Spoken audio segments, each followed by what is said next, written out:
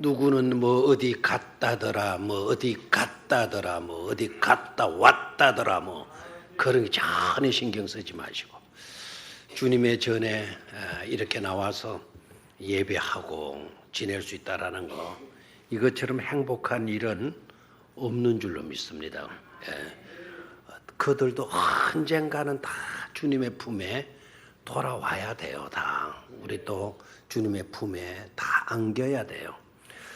오늘 저녁에는 지난번에 우리 더불어 바라기 듀엣 강의하다가 시간이 여의치를 못해서 중간에 마쳤습니다. 자, 오늘은 마지막으로 5장 전체를 살펴보도록 하겠습니다. 먼저 8절을 좀 봅니다. 8절.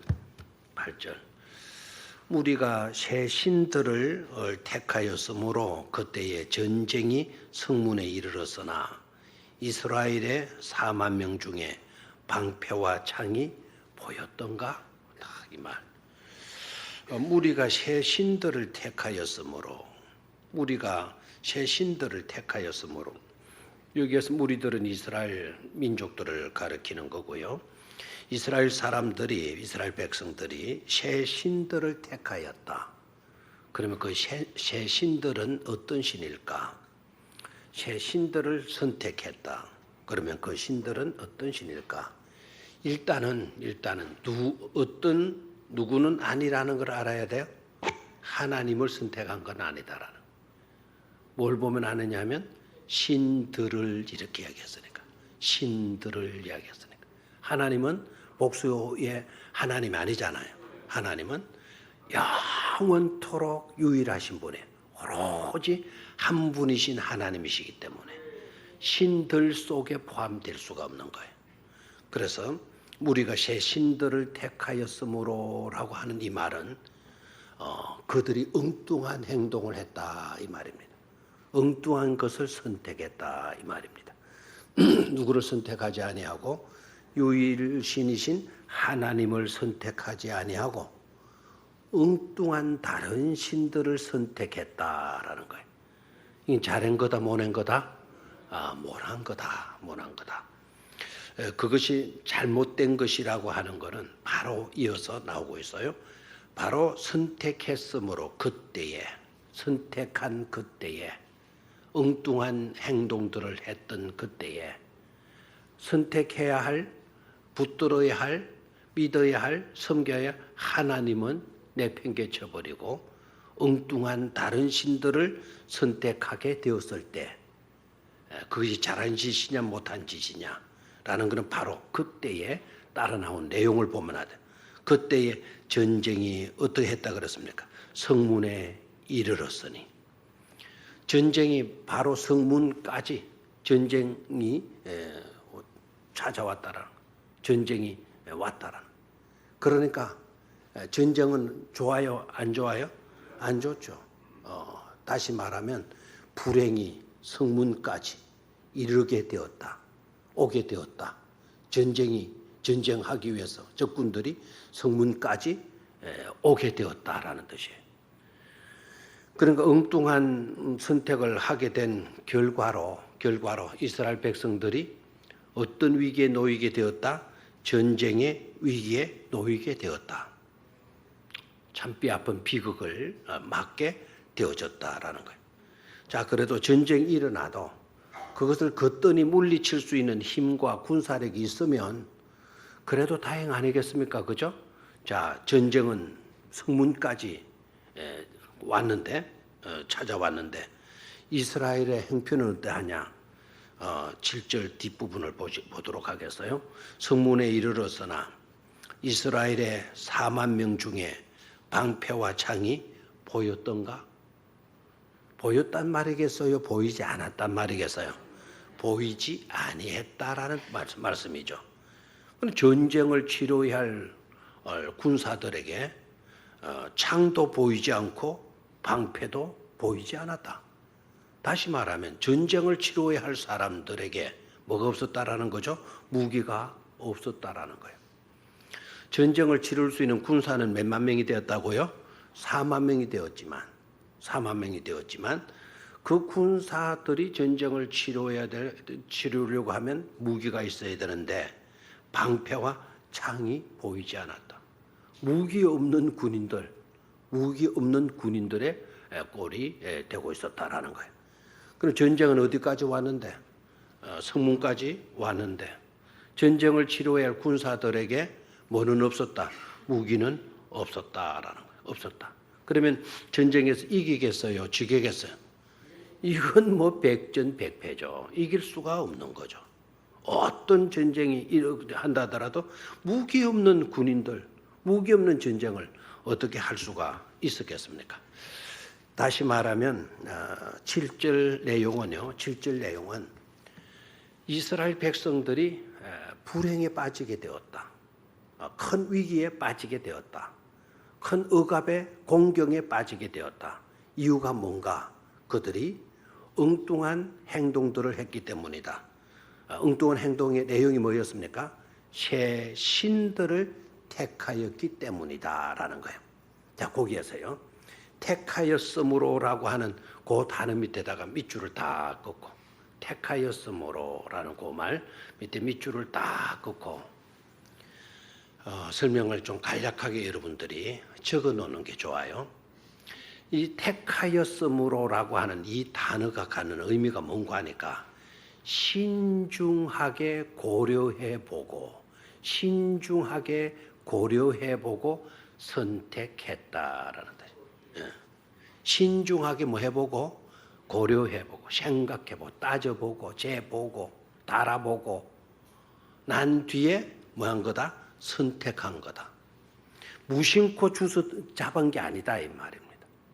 아무렇게나 이렇게 골라 잡은 것이 아니다라는 거예요. 신중하게 고려해보고 재보고 계산해보고 따져보고 하나님을 믿을까 우상들 믿을까 그걸 신중하게 뭐 해보고 생각해보고 난 뒤에 누구를 버리고 하나님을 버리고 뭐를 움켜잡았다고요? 우상을 움켜잡았다라는 뜻이에요. 무슨 말인지 아시겠습니까? 그래서 하나님을 그냥 버린 게 아니에요. 딱 되죠. 어느 신이 좋을까? 어느 걸 믿는 게 좋을까? 그걸 따져보고 계산하고 생각하고 심사숙고해보고 그 결과로 하나님께 기울여야 되는데 그 결과는 하나님께가 아니고 어떤 신을 움켜잡았다? 우상의 신들을 움켜잡았다라는 거예요. 이게 바로 자신들의 비극을 초래하게 되는 불행을 초래하게 되는 온갖 고초를 초래하게 되는 그런 어리석은 행동을 저지르게 되었다라는 거예요. 됐습니까? 이해가 됩니까? 자, 고의로 가서요. 이게 지난번에 우리가 말씀을 생각했었는데 6절 7절을 봅니다. 6절 7절. 안악의 아들 삼갈의 날에 또는 야일의 날에는 대로가 어떠했다 그랬습니까? 대로가 비었고 길의 행인들은 어떤 길로 다녔도다? 오솔길로 다녔도다. 이때 상황도 그랬다라는 거예요. 이때 상황도 삼갈의 날, 야엘의 날, 이 사람들이 나타나기 전에는 사람들이 다 대로가 텅텅 비었다는 거예요. 사람들이 다니는데 대로로 다니는 활개치고 다니는 사람들이 없었다는 겁니다. 그럼 어떤 길로 다니냐? 오솔길로 다녔다. 오솔길로. 지난 주일날 길의 종류가 약 한 몇 개 정도 된다 그래서요. 길의 종류가 약 몇 개? 약 110개, 110개 정도 된대. 제가 찾아보니까요, 110개도 훨씬 더 될 것 같아요. 그 설명을 길들의 이름을 쭉 나열을 해놨는데 제가 이해가 되는 길들에 점을 찍어봐서 저걸 별의별 그 길들이 다 있더라고요. 수도도 길입니까 아닙니까? 수도도 물길 아닙니까? 물수자에 길도자. 지하도도 뭡니까? 길이죠.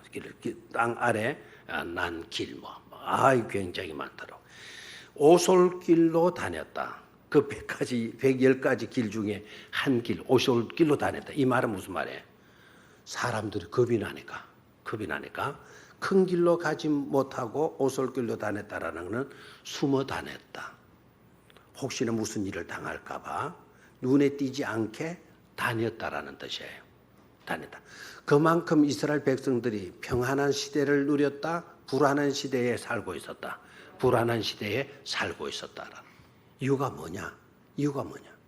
다 누구를 등져버리고 하나님을 등져버리고 어떻게 나아갔죠? 이스라엘 백성들이 우상에게로 나아간 결과예요. 됐습니까? 자, 그래서 희망이 없었던 때라 이거. 위기의 때 희망이 없던 그런 때였다라는 것을 이야기하면서 7절 뒷부분을 봐요. 사람들이 그쳤으니 이스라엘에는 마을 사람들이 그쳤으니 이스라엘에는 마을 사람들이 뭐였으니 그쳤으니 나 드보라가 일어나 이스라엘의 어머니가 되기까지 그쳤도다 이렇게 되어져요. 나 드보라가 일어나 이스라엘의 뭐가 되기까지 어머니가 되기까지 그쳤도다라는 거예요. 거기에 표제를 좀 보셔야 되겠죠. 마을 사람들이 그쳤으니 그래 놓고 1번 해놨죠. 마을 사람들이 해놓고 1번 해놨죠. 그러면 1번은 그 밑에 난해주로 가서 1번을 보라는 거예요. 난해주. 우리 성경 구절 바깥에 있는 설명해 놓은 글을 보라는 거죠. 그 1번 해가지고 보니까 뭐라고 되어 있나요? 또는 지도자들이 되었죠. 이스라엘에는 마을 지도자들이 뭐 했다? 그쳤다. 다시 말하면 이스라엘 백성들을 이끌어갈 지도자가 없어졌다라는 거예요. 그래 지도자마저도 없는 그런 암울한 시대였다라는 거예요. 그런데 언제까지 그렇게 되어졌다고요? 드보라가 일어나 이스라엘의 어머니가 되기까지 거쳤도다 이 말. 그래 이 말은 유일하게 이스라엘의 희망은 누구였는가? 그 시대의 희망은 누구였는가? 바로 여성 드보라 선지자였다라는 거예요. 됐습니까? 그 시대의 그 희망은 누구였다? 드보라였다. 드보라가 오기까지는, 일어나기까지는, 드보라가 활동하기까지는 지도자도 없었고 거리도 텅텅 비었고 마을에도 사람들이 없었고 그래서 사람들이 다 오솔길로 숨어 지낼 수밖에 없는 그런 암담한 시대가 되어졌다. 그리고 전쟁이 문 앞에까지 찾아왔지만 전쟁을 해야 될 군인들에게 뭐까지도 없었다? 무기까지도 없었다. 그러니까 비극은 이거는 너무나 자명한 불행케 되어지고 비극에 빠지게 되어지는 건 너무나 자명한 그와 같은 일이 되었을 때이다라는 거예요. 바로 그럴 때 누가 세워졌다고요? 드보라가 세워졌다라. 7절에 드보라가 일어나 이스라엘에 뭐가 되기까지 어머니가 되기까지 이스라엘에 뭐가 되기까지 어머니가 되기까지 거기에 또 이스라엘의 어머니는 이스라엘이 국가라고 한다면 국가의 어머니가 바로 뭡니까? 국모 아닙니까? 국모. 나라의 뭐죠? 어머니. 그래 드보라가 자기 자신을 가리켜서 이스라엘의 어머니가 되기까지 나 드보라가 일어나 이스라엘의 어머니가 뭐 하기까지 되기까지 내가 국모가 되기까지 희망이 없었다라는 거예요. 희망이 없었다. 그러니까 자기가 세워지게 되고 자기가 활동하게 되어지는 것은 이스라엘 민족의 희망의 태양이 떠오르는 것과 같은 사건이 되어지는 거죠. 됐습니까? 자, 그러면 여기에서요. 이스라엘의 어머니가 되기까지라고 했을 때 그 국모를 여성을 대두시켰어요.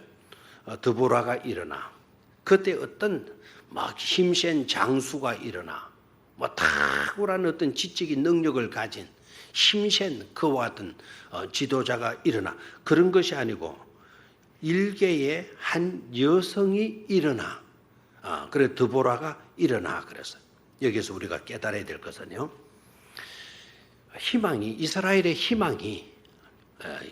희망이 누구이고 있다? 드보라이고 있다. 여성이고 있다. 여성은 강한 표징입니까? 약한 표징입니까? 약한 표징이에요. 그러니까 약한 여성이지만 이스라엘에 뭐로 떠오르게 된다? 희망의 태양으로 등대로 이렇게 누가 세워지게 되죠? 드보라가 세워지게 된다라는 거예요. 여기서 깨달아야 될 거는 하나님은 누구이든지 간에 하나님은 어떤 사람이든지 간에 어떤 사람 누구이든지 간에 하나님은 그들을 통해서 역사하실 수 있으신 분이시다라는 거예요. 우리는 유능하고 탁월하고 많이 배우고 경험도 많고 하는 그런 자들을 들어서 써야 맞는 것으로 이렇게 우리가 통하잖아요. 그래서 회사들마다 시험 치르고 면접하게 하고 그리고 스펙도 보고 이력서 받아보고 다 그러잖아요. 거기에서 이력서 받아보면서 못난 사람, 모자라는 사람 들어 쓰려고 그 짓 하는 회사 간부들 아무도 없어요. 그걸 보는 거는 그 가운데서 누가 좋을까? 누가 탁월할까? 누가 능력이 있을까? 누가 잘 해낼까? 그와 같은 것으로 사람을 선택해서 그들과 함께 일하려고 하지 않겠습니까? 참 대답을 좀 빨리 해요. 우리 만약에 예를 들어서 서울대학에 학생들을 시험을 봐요. 시험을 봤는데 시험 보는 이유가 어디 있죠? 공부 못하는 놈들 합격시키려고 시험 봅니까? 하나라도 더 잘하는 사람, 학생들 모집해서 그 아이들 가르치려고 시험을 보지 않습니까? 만약에 자동차에서 입사 직원을 뽑는데 면접 시험을 치고 시험을 쳐요. 왜 쳐죠? 그 중에 낫는 사람, 뛰어난 사람을 데리고 와서 쓰려고 하지 않겠습니까? 못나고 모자라고 얼간이 같은 그런 사람들 어디 없나? 그런 사람들 선택해서 쓰려고 하는 회사가 어디에 있겠냐 이거예요. 여기서 우리가 깨달아야 되는 것은 하나님의 역사 방법은 우리들의 역사 방법과 동일하지 않다라는 거예요. 아멘입니까? 그래서 하나님의 생각은 우리들의 생각과 같다 다르다 이거예요. 다르다. 우리가 생각하는 수준으로 하나님도 그렇게 생각하시겠지 생각하면 인간이 하나님을 조정하는 거예요. 하나님을 제한하는 거예요. 우리들의 박스 속에 이 박스를 일본 말로는 왁구라 그런다 그러네. 왁구 속에 그냥 프레임 속에 틀 속에 가두는 행위가 돼요. 그래 하나님 앞에서요 에로그란트가 되면 안 된다 그래. 그만한 사람이 돼서는 안 돼. 어떤 사람이 하나님 앞에 그만하느냐? 자기가 막 하나님을 다 아는 것처럼 행동하는 사람, 판단하고 말하는 사람. 자기 생각이 지나지 않는 건데 그것이 마치도 하나님의 생각이냐 완전히 확신을 가지는 사람. 그 에로간트예요. 그만한 사람. 우리가 그런 잘못을 저지르지 말아야 돼. 자, 오늘도 우리가 이 사건 속에서 보게 되면 하나님은 이 세상 역사 방법하고는 다르다. 하나님의 역사 방법은 오히려 똑똑한 사람을 들어 쓰시는 것이 아니라 강한 사람을 들어 쓰시는 것이 아니라 누구를 들어 쓰시고 있다? 여성, 약한 자를 들어 쓰시고 있다라는 거예요. 사사기 3장에서는요, 아주 특별한 남성 세 사람을 들어서 쓰시죠. 자, 남성 세 사람이 누구였느냐면, 우리 강의했으니까, 온니엘 기억납니까? 이분은요, 탁월한 명문가 출신입니다. 오늘 우리나라로 말하면 아주 이름 있는, 아주 명문, 가문의 출신 온니엘이에요. 두 번째 나오는 사람이 에훗이잖아요. 에훗은 여러분 알죠? 에훗 이분은 왼손잡이였더라. 그 왼손잡이라는 이 말은 무슨 의미였다? 오른편 팔이 장애가 있는 사람이었다. 충분히 오른팔에 장애가 있는 게 맞아요. 왼손으로 찔렀는데 얼마나 세게 찔렀는지 그 무딘 칼을 찔렀는데 그 칼이 어디까지 나와버렸다. 칼 자르고 등뼈까지 뚫고 나가버렸다. 어떤 장수도 그렇게 찌를 수 있는 장수가 없대요. 근데 이제 오른팔을 못 쓰면 왼팔의 힘이 그만큼 뭐 하죠? 하나님이 더 강하게 만들어 주잖아요. 맞죠? 확실히 그렇죠, 그죠? 그러니까 여러분 그 팔씨름 할 때도 잘 골라가지고 하셔야 돼요. 왼손 못하는 사람, 못 쓰는 사람이 있다면 그분 오른손 강하다, 약하다. 엄청난 강한 거예요. 그래서 그때는 오른손으로 팔씨름 해가지고 이긴다라는 것은 불가능해요. 그 사람과 팔씨름 해가지고 이긴다라는 것은 불가능한 것임을 알면 돼요. 자, 에우시오 왼손잡이 장애, 신체 장애자였어요. 사사가 될 사람인데 이스라엘 민족을 지도하고 이끌어갈 사람인데 아직도 잔병들, 그 가난안 족속들에 남아있는 잔재들, 그거를 몰아내야 될, 그래서 전쟁을 치료해야 될, 그와 같은 역할을 해야 될 사람인데 왼손잡이 들었어요. 장애가 있는 사람을 들어서 쓰시고 있어요. 그 다음에 한 사람 누구였죠? 삼갈은 이런 사람을 들어서 쓰는 것은 상가해야 될 사람이에요. 삼갈사. 이 사람은 직업이 뭐였어요? 소모는 목동 아닙니까? 소모는 목동. 전쟁을 하더라도 소모할 때 필요한 해초리 그것 가지고 나가서 막대기 가지고 나가서 전쟁해서 적군들을 물리치는. 근데 소막대기 소 치는 데라 쓸 그런 막대기 가지고 전쟁을 치르는데도 사사가 그 제대로 백성들을 잘 이끌어서 못 이끌었어요? 잘 이끌었어요. 그래서 삼가리가요 역사하고 난 뒤에도 나라가 평온해지게 되어졌던 거죠. 사사기에서는 특이한 3장에서는 특이한 남자 세 사람을 소개해요. 그리고 4장과 5장에서는요. 4장과 5장에서는 남자 한 사람이 등장을 해요. 그 남자가 누구인고 하니까 바락이라고 하는 남자예요. 그리고 두 사람의 여인이 등장하게 돼요. 두 사람의 여인이 누군지 아시죠? 하나는 누구이고요? 드보라이고 하나는 누구였다? 야엘이죠. 야엘. 그렇죠? 그리고 4장에 들어와서는요. 두 명의 여성을 중심으로 하나님께서 역사에 나가셔요. 그리고 한 사람의 남성이 포함되어져 있어요. 그런데 그 남성은 사실은 남자답지 않은 남자. 여자보다도 못한 남자.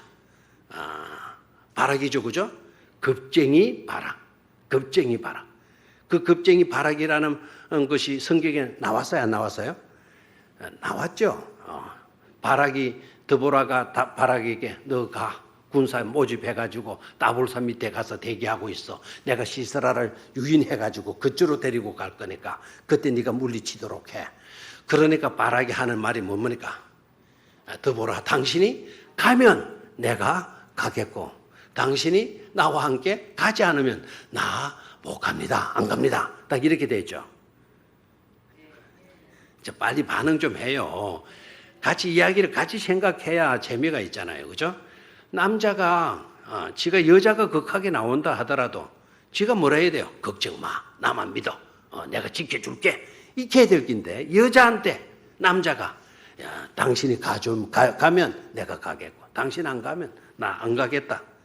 남자이지만 여자보다도 못한 남자 봐라. 이 세 사람이 등장해요.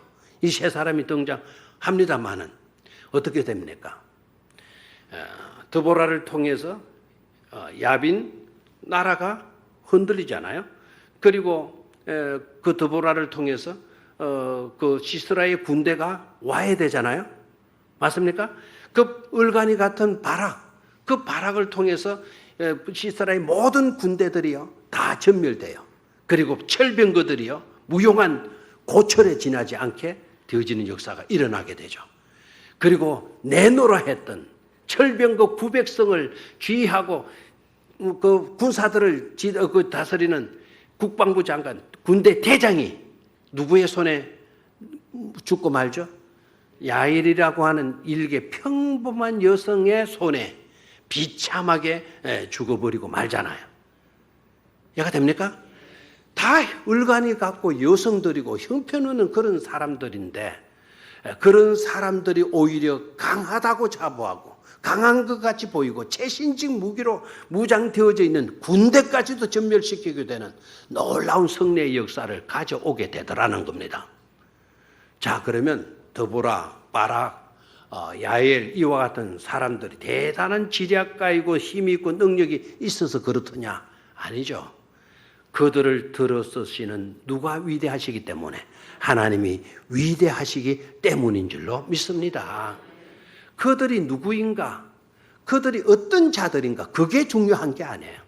그 배후에서 누가 역사하시고 누가 지원하시고 누가 보이지 아니하는 손길로 이끌어 주시는가가 중요한 일이라는 것을 우리는 깨달을 수가 있는 줄로 믿습니다. 그들 뒤에 누가 역사하셨어요? 하나님이 역사하시는 거예요. 내가 약할지라도, 우리 모두가 부족할지라도, 우리 배후에서 우리를 지탱해주고 우리를 조정해주고 우리 가운데서 능력의 손으로 역사하시는 하나님이 조정해 주신다면 우리는 축복의 영광의 도구로 쓰임을 받게 될 줄로 믿습니다. 자, 그러면 밑으로 내려가서 9절로 갑니다. 9절. 내 마음이 이스라엘의 방백을 사모함은, 나왔습니다. 찾았습니까? 내 마음이 이스라엘 방백을 사모함은 그들이 백성 중에서 절거히 뭐했다? 헌신하였음이니 여호와를 뭐해라? 찬송해라. 그 뒤에 여호와를 찬송하라라고 하는 부분에다가 네모제비를 해놓으시기를 바라요.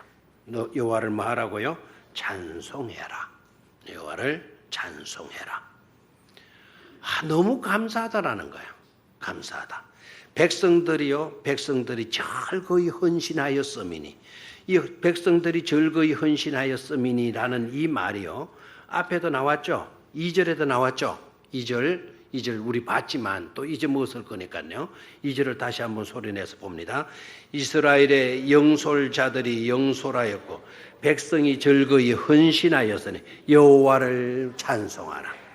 여호와를 말하고요, 찬송해라. 백성이 절거히 뭐했으니, 헌신하였으니 여호와를 말하고요, 찬송해라. 우리들 배후에서, 그들의 배후에서 역사하신 분이 누구이시다? 하나님이시다. 저 백성들이 절거히 헌신할 수 있게 되어진 것은 바로 누가 그 속에서 역사해 주셨기 때문이다. 하나님께서 역사해 주셨기 때문이다라는 거예요. 때문이다. 아멘입니까? 그래서 이거를 믿는 믿음, 이게 분명해야 돼요. 이걸 신앙의 정체성이라 그래. 정체성, 아이덴티티라 그래. 우리가 맹료히 해야 되는 거, 맹료히 해야 되는 것이 바로 뭐냐? 나는 구원받은 사람입니다라는 거예요. 내 속에서 하나님이 역사하시고 일하시고 계십니다라는 거를 분명히 믿고 확신하는 거예요. 드보라가 일어나서 이스라엘의 뭐가 되기까지, 어머니가 되기까지, 나는 이스라엘의 뭐로 세움을 받은 여자다, 국모로 세움을 받은 여자다, 나는 이스라엘의 어머니다. 이스라엘을 책임져야 될, 이스라엘을 지켜줘야 될, 이스라엘을 껴안아줘야 될 보호자다. 그렇게 믿어야 돼요. 아멘입니까? 다 같이 우리 한번 그렇게 외쳐보시기를 바랍니다. 나는 이 교회의 직분자다. 시작. 나는 이 교회의 직분자다. 나는 목사이고 여러분들은 집사이고 권사이고 장로님이고 그러잖아요. 자, 그러면 나는 목사입니다. 나는 이 교회의 목사입니다. 여러분들은 장로님, 집사님, 권사님 그렇게 외쳐보는 거예요. 아시겠습니까? 시작. 나는 이 교회의 목사입니다. 아멘입니까? 이걸 분명히 명확하게 해야 된다 이 말입니다. 욥을 한번 볼까요? 욥 기서를 한번 보도록 하죠. 욥기 29장 16절로 오늘 내가 여기에다 방송실에다 미리 좀 성경 구절을 써주고 내려오려고 했더니 깜빡하고 그냥 내려버렸습니다. 욥기 29장 16절.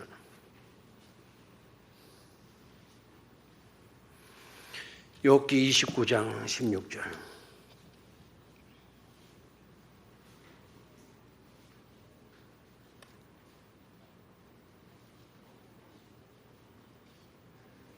찾았습니까? 예, 시작.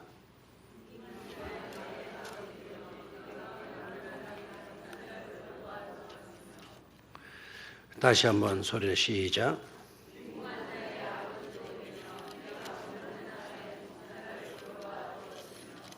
거기에 보면 빈궁한 자의 아버지도 제며 나는 어떠냐? 나는 그 앞에 15절을 보면 나는 맹인의 눈도 되고 다리 저는 사람의 발도 되고 빈궁한 자의 아버지도 되며 내가 모르는 사람의 송사를 돌보아 주었으며. 욥은요 자기 정체성을 어떻게 갖고 있는가 하니까 나는 맹인의 뭐도 되고 눈도 되고 나는 다리 저는 사람의 뭐도 된다. 발도 된다. 나는 다리 저는 사람의 발이다. 나는 앞못 보는 사람의 뭐다? 눈이다. 가난한 사람, 빈궁한 사람의 뭐다? 아버지다. 아버지다. 됐나요? 나는 뭐라고요? 아버지였다. I was a father to the needy. 뭔가가 필요한 사람에게 뭐가 되었다? 아버지가 되었다. 아멘입니까? 나는 누구이다. 이게 정체성이에요. 드보라는 나는 이스라엘의 어머니다 그랬고요. 욥은 가난한 사람들에게 나는 뭐다 그랬어요? 아버지다 그래서 아버지다. 아버지다. 책임지고 보호해줘야 될 사람이다라는 거 아닙니까? 그러면 왜 드보라는 어머니라고 하고 욥은 아버지라고 했나?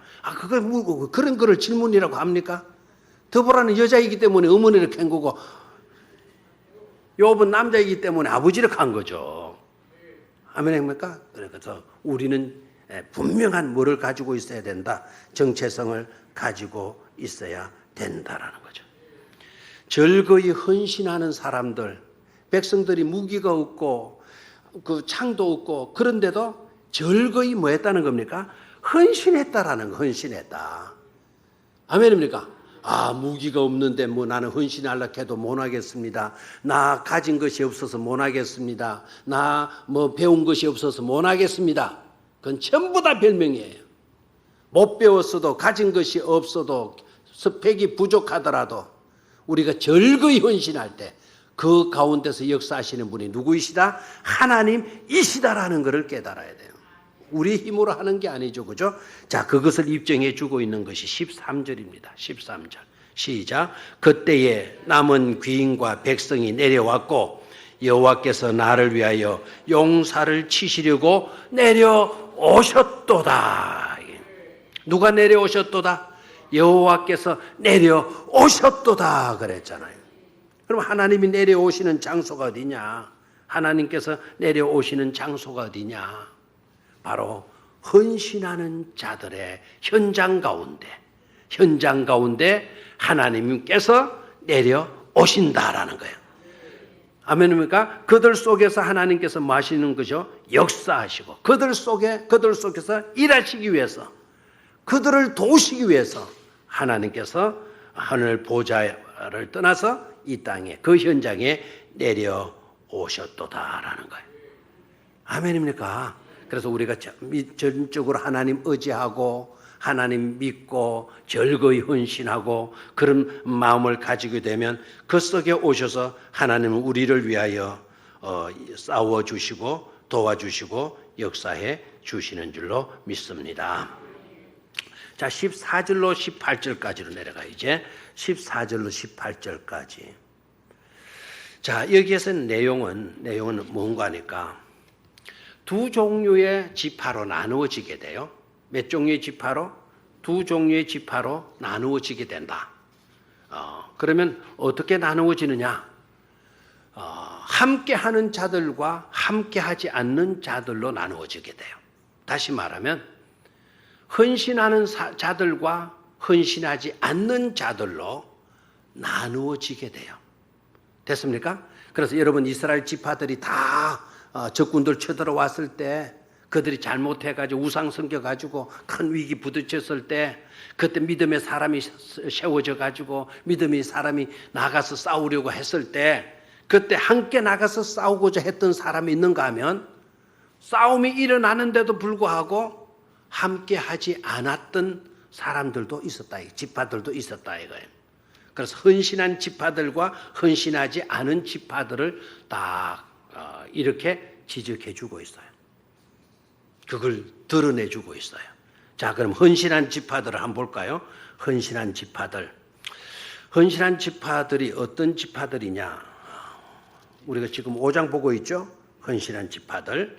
자, 에브라임 지파. 무슨 지파? 에브라임 지파. 에브라임 지파. 14절에 에브라임에게서 나온 자들은 아말렉의 뿌리 박힌 자들이요, 베냐민은 백성들 중에서 너를 따르는 자들이, 마길에게서는 명령하는 자들이 내려와, 스불론에게서는 대장굴의 지팡이를 잡은 자들이 내려와도다. 이스라엘의 방백들이 더불어 함께하니 이사갈과 같이 바락도 그의 뒤를 따라 골짜기로 달려내려 너우벤 시내가에서 큰 결심이 있었도다. 됐나요? 자, 거기에서 시간이 없기 때문에 헌신한 지파들은 어떤 지파들이냐? 에브라임 지파, 베냐민 지파, 그 다음에 이사갈 지파, 므낫세 지파. 됐습니까? 그 네 지파들이 소개가 되고 있고, 두 지파가 더 있는데요. 가장 큰 공로를 세운 지파들을 말하라고 하면 스불론과 납달리 지파예요. 무슨 지파? 스불론과 납달리 지파. 저를 봐요. 이거는 이제 지금 100% 맞는 거는 아닌데, 그러나 일리는 있으리라고 봐요. 그 스불론과 납달리 지파 가운데는 왜 그들이 최고의 공로를 세우는가? 목숨 걸어놓고 나가서 전쟁하고 싸우는가? 바로 그 지역의 출신의 사람이 누구인가 하니까 바락이에요. 바락. 알겠나요? 그러니까 자기 동네의 바락 지도자가 탁 나오니까 우리 이럴 때 우리들이 나가서 안 도와주면 어떻게 되겠나? 그래서 납달리 스불론 지파들이 어떻게 했다고요? 100% 나가서 엄청난 큰 공로를 세우게 되어지는 거죠. 자, 그런데요, 이렇게 하나님께서 내려오셔가지고 그들을 위해서 싸워주시는데 구경만 하고 빈둥빈둥 놀기만 하고 토론만 하고 전쟁에 참여하지 않았던 지파들도 있었다. 이거예요. 그 지파들이 어떤 지파들이냐? 첫 번째는 15절로 내려가서 봐요. 15절 우리 아까 봤죠. 15절, 16절을 봐요. 시작. 네가 양의 우리 가운데에 앉아서 목자의 피리 부는 소리를 들으면 어찌 됨이냐? 르우벤 시내가에서 큰 결심이 있었도다. 바로 르우벤 지파들이에요. 르우벤 지파들은요, 토론만 하고 실제적으로 전쟁터에 나갔다 안 나갔다. 시내가에 앉아가지고 양들을 몰 때 쓰는 필이나 불고 앉았어요. 남들은 많은데 전쟁하는데 르우벤 지파들 구경하고 참여하지 않았어요. 그 다음에 길앗 사람들하고 길앗 지파하고 단 지파하고 아셀 지파가 참여하지 않고 자기 생각에만 열중하고 등한시해버려요. 외면해버려요. 됐습니까? 자, 이렇게 보십시오. 동족이 싸워요. 이제 연약한 여자들도 일어나가지고 어리석은 급쟁이도 일어나가지고 민족을 지키려고 하고 있는데 이 지파들은요, 자기 생업에만 열중해요. 내일도 바쁜데 내가 거기까지 나가서 굳이 싸워야 되나? 여러분, 그때 당시에도 그랬어요. 오늘 이 시대에 오늘 우리들의 모습은 어떻습니까? 어떤 일을 좀 합시다. 그렇게 이야기하면 두 종류로 나누죠. 합시다. 그래서 헌신하고 참여하고 자원해서 참여하는 사람들이 있는가 하면 구경만 하고 싶은 사람 해. 난 내일 하면 돼. 그리고 자기 일도 큰 어떤 획기적인 어떤 일을 하는 것도 아니고 집에 가서 텔레비전 보고 앉았고 집안 청소하는 그 정도의 일만 하는 성도들이 없잖아. 오늘날에도 있는 거예요. 그때도 그랬고 지금도 똑같은 삶의 양식은 그대로 이어지고 있는 것을 보게 됩니다. 만약에 어떤 사람들이요, 선교사님이 차가 필요한데 우리 차 한 대 우리 하기 위해서 헌금으로 좀 합시다. 그러면은 절거의 어려움 속에서도 막 헌금으로 참여해 주는 사람이 있는가 하면 이번에도 그러고 다음에도 그러고 그런 일을 수없이 하더라도 절대로 거기에 참여하지 않는 그런 성도들도 없잖아. 있어요. 그런 자들이 있다고 해서 참여하지 않는 자들이 있다고 해서 하나님의 일이 이루어지지 않느냐? 절대로 그렇지 않아요. 르우벤 지파들이요, 토론만 하고 실제적으로 전쟁 나가지 않고 자기들 양치는 대로 다시 돌아가서 양이나 치고 앉았다 하더라도 하나님의 역사가 이루어지지 않느냐? 그래도 전쟁에서는 이겨요, 져요. 이겨요. 헌신하지 않는 사람들 그 신경 쓸 필요 없어요. 그 사람들이 헌신하지 않으니까 나라가 안 되고 전쟁에서 실패하고 패배하고 그렇게 되는 것이 아니죠. 헌금하지 아니하고 도와주지 않고 참여하지 않은 사람이 있다 하더라도 그 신경 쓸 필요가 없어요.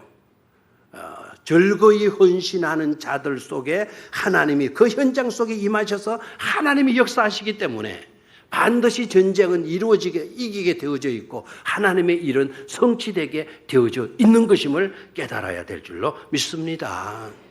자, 그러면 결과는 어떻게 됐을까요? 결과는 헌신한 사람들과 헌신하지 아니하는 사람들의 결과가 같을까요? 다를까요? 크게 즐거이 헌신한 사람들의 그 결과와 헌신하지 아니하는 사람들의 결과가 같을까요? 다를까요? 달라야 되겠어요? 같아야 되겠어요? 확실합니까? 확실합니까? 다시 한번. 확실합니까? 알기는 제대로 알고 계세요. 확실하다면 우리는 어떠해야 되겠죠? 즐거이 헌신해야 돼요. 힘들어도 어려워도 피곤하도 날씨가 후덥지근해 덥더라도 즐거이 헌신해야 된다라는 거예요. 자, 그러면은 결과를 한번 보죠. 결과. 헌신한 사람들은 어떻게 되었고 헌신하지 않는 사람들은 어떻게 되었나? 헌신하지 아니했던 사람들 오늘 편안했어요. 오늘 전쟁하지 않고 시냇가에 양들 치면서 필이나 불과 앉아는 참 낭만적이고 목가적이고 얼마나 좋은 줄 몰라요? 오늘은 그랬어요. 그런데 23절을 보도록 해요. 23절. 시작. 여호와의 사자의 말씀에 메로스를 저주하라. 그 주민들을 저주할 것은 그들이 와서 여호와를 돕지 아니하며 여호와를 도와 용사를 치지 아니함이로라 함이니라 하시도다. 뭐를 저주하라? 메로스를 저주하라. 아이고, 이 말에도 아직 감각이 없는 사람들이 너무 많아요. 뭐를 저주하라? 메로스. 얼마 전에 우리나라가 세계가 메로스 때문에 얼마나 두려워하고 떨었습니까? 그런데 놀랍게도 그 메로스가 여기에 성경 속에 들어있죠. 그렇죠? 근데 여기에 말하는 이 메로스는 우리가 말했던 그 메로스 질병이 아닙니다. 질병이 아니에요. 어저께 우리 새신자 가정에 친정 아버지가 결국 돌아가셨어요. 결국 돌아가셨어요. 그 세대기가 참 젊은데 참 착하고 참 아버지 살려달라고 막 눈물도 기도도 많이 하고 회사에서 일을 하시다가 비료 더미가 무너져가지고 비료 더미가 그 1톤이나 되는 비료 더미가 사람을 덮쳐가지고 대퇴골이 다 골반이 다 부서지고 장기까지도 파열이 되고 그래가지고 막 그냥 대장이 파괴가 되니까 지혈이 안 돼가지고 개복해서 장기를 다 끄집어내고 거절을 집어여가지고 그러니까 겨우 지혈이 된다, 지혈이 되어서 이제 됐다 했는데, 근데 어저께 그래도 우리가 좀 지푸라기라도 하나님의 긍휼하심과 능력을 구하는 기도를 드리고요 했어요. 근데 담당 주치 의사가 냄새가 나더라는 거죠. 냄새가.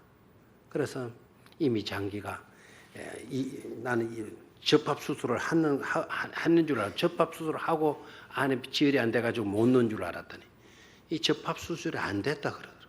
그러면 안 되면 밑에가 피가 가요, 안 가요? 안 가죠. 그러면 어떻게 되죠? 썩는 거예요. 썩는데. 마지막으로 주치 의사가 응급실에서 나와가지고 마지막으로 할 수 있는 길은 딱 하나밖에 없다. 그것도 가족 동의를 받고 할 시간적인 여유가 없어가지고 마지막 시술을 했다. 그 마지막 시술이 뭐냐? 그러니까 막 용어가 어려우니까 그 마지막 시술이 에코모라는 거. 에코모라는 게 어떤 건가 하니까 이 심장의 피를 바깥으로 빼가지고 걸러가지고 다시 집어넣는 거예요. 그리고 폐 속에도 들어가는 것도 빼가지고 걸러가지고 그 불순물들을 다 제거하고 다시 집어넣어주는 게 에코모 시설인데 그 왜 제가 그 이야기를 하려고 하는가? 그 에코모 곡에 메로스 때 유일하게 치료했던 무균실 있었잖아요. 무균실에 그 메로스 걸린 사람들 피 뽑아가지고 거기서 걸러가지고 다시 집어넣어줘. 거기 에코모 시설에 근데 그게 이제 그 메로스 때문에 그 시술 방법이 첨단 현대 의학이죠, 그게.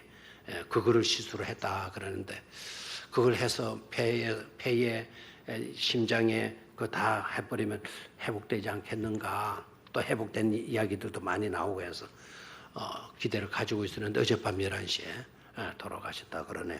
아직 광고를 못 내는 거는 지금 이 회사에서 일하시다가 그랬기 때문에 산재 합의가 좀 안 되고 있는 것 같아요. 아마 연락이 가면 우리 세 가족이니까 또 많이 장례에 참여해 위로를 해 주시기를 바라요.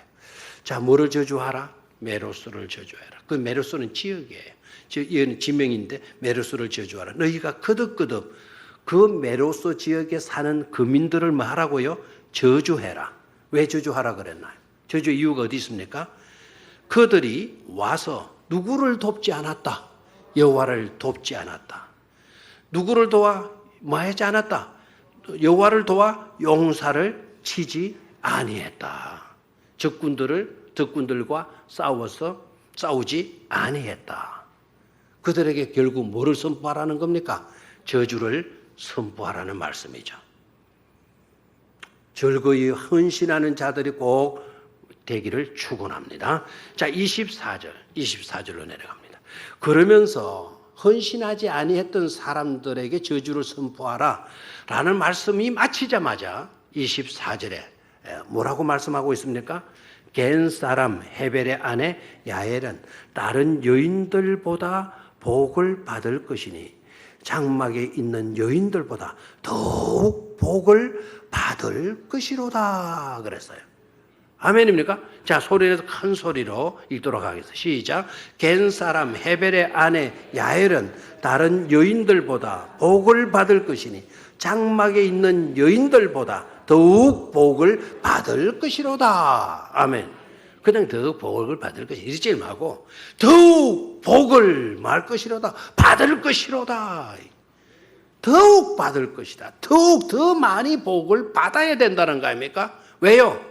집안에 평안이 있었던 사람하고 즐거이 헌신했던 사람하고 어떻게 같을 수가 있냐 이거예요.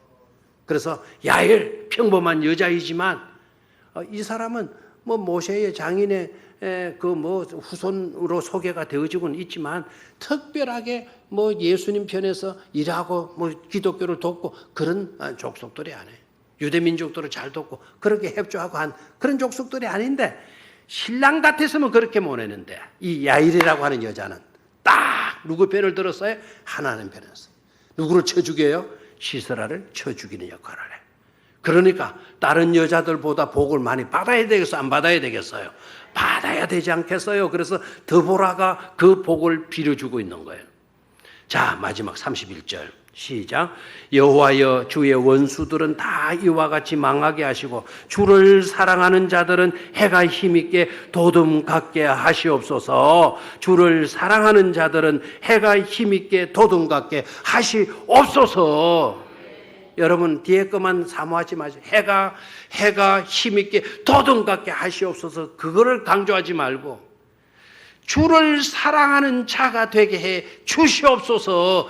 주를 사랑하는 자가 되게 해달라고 더 뜨겁게 기도하셔야 돼요. 주를 뜨겁게 사랑하게 되어지면 하나님께서 해가 힘있게 도둠과 같게 해 주신다는 사실이죠. 아멘입니까? 그래서 즐거이 헌신하고 정말 주를 사랑하는 그런 복된 삶으로 나아갈 수 있게 되기를 축원합니다. 기도하겠습니다.